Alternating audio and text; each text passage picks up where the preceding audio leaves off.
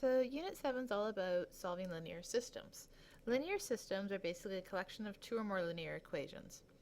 What we're going to be focusing on is linear systems of two equations and possibly three when we talk about inequalities. Now, a solution for a linear system is a coordinate point that satisfies both the linear equations. Now, there could be more than one coordinate point. There could be no coordinate points that they share. So what I mean by this visually is if I have one line and I have another line, this is a system of equations of two lines that go on forever. They will have, in this particular case, one intersection point, and this point here, whatever it may be, a comma b, that is a solution to the actual linear system. Now when you're given a linear system, so this is a visual that goes along with it, when you're given a linear system you'll be given two equations of a line.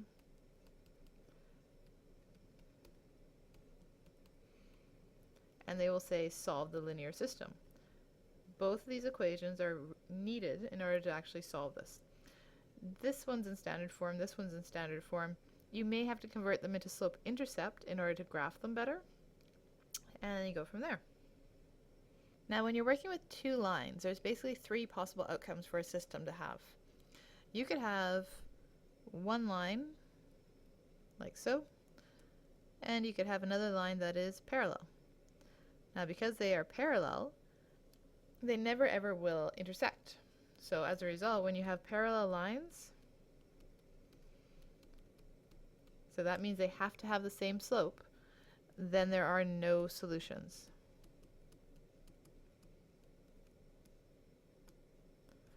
You could have two lines,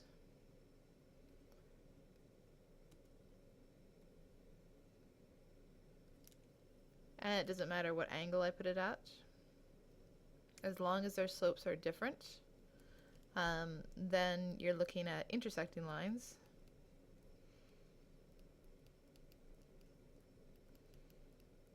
And you'll have one solution.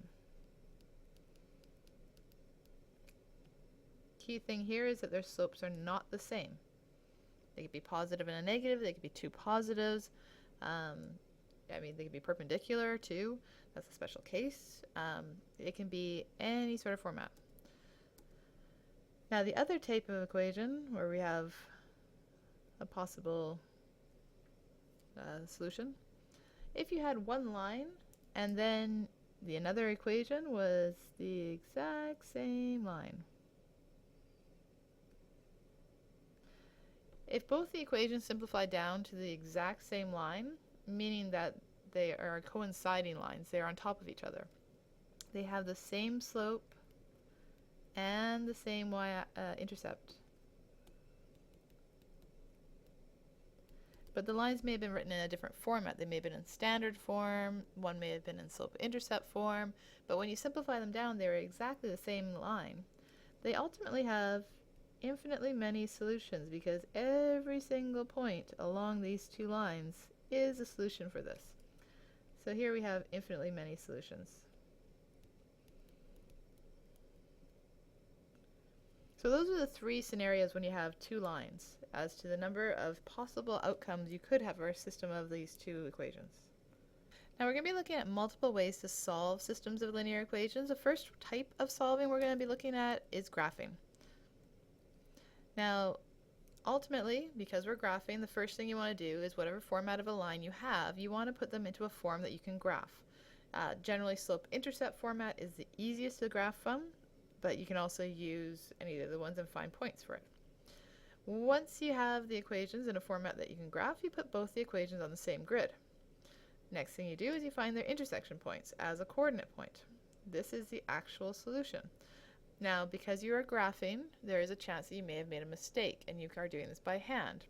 So you want to make sure you check your solution. Make sure it works for both lines. So here's an example that we're going to work through. This is my system of equations. I've got two lines. First, I'm going to put them in a format that actually I can graph a little bit easier. So if I use my 4x plus 5y equals negative 2. I'm just going to work with this one here being my first one. And then I'm going to isolate for y. So 5y is going to equal negative 4x minus 2 by moving my 4x to both the other side. And then I'm going to divide by 5 to all these terms. And then I'm going to get negative 4 over 5x minus 2 over 5. So that's my first equation.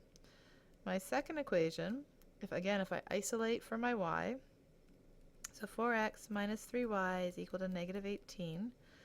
Minus 4x on both sides, negative 3y equals to negative 4x minus 18. Divide by negative 3, so I now have positive 4 over 3x and positive 18 over 3, which then reduces down. So I get this. So the next thing you want to do is graph this and get an approximate graph. Now, because we're doing this by hand, I'd like you to be very careful in how you actually work through this and make sure that it's not just a rough sketch, that you actually have a lot of points of accuracy on your graph. So I've done the graph for you here, and I've actually gone through and I went through and I found some points that actually are valid on this small little graph that I've got here. Now, the point that I've now found that is the intersection is negative 3 and 2. Both of them have those as points. So the next thing I want to do is check. Make sure it actually works. So to check that, in equation number 1, 4 times negative 3 plus 5 times 2 should equal to negative 2 according to the equation, just by plugging in negative 3 and 2 into the equation. Negative 12 plus 10 equals to negative 2. Yep, that works. This one here, 4 times negative 3 minus 3 times 2 equals negative 18. Again, negative 12 minus 6 equals negative 18. Yep, that works. So your solution, and it's important that you actually write it as an ordered pair because it's based on x and y, is negative 3 comma 2 for this case. Now what I'm going to show you as well is how to do this on your graphing calculator.